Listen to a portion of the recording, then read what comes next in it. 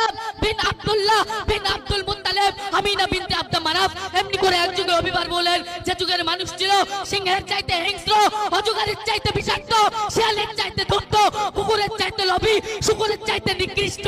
মানুষ বলে মানুষকে মনে করতো না, নারী জাতির ছিল না কোনো মর্যাদা, ফুলের নাই ফুটফুটে সন্তানকে তারা জানত দাফন করতো।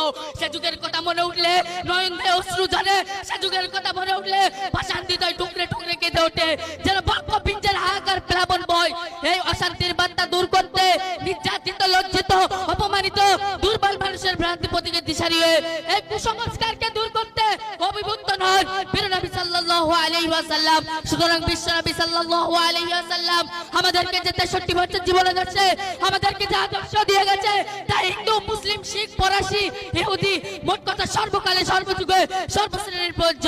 এই আদর্শের কথা পাওয়া যায়নি রাশিয়ান নির্মাশা আদর্শ থেকে, এই আদর্শের কথা পাওয়া যায়নি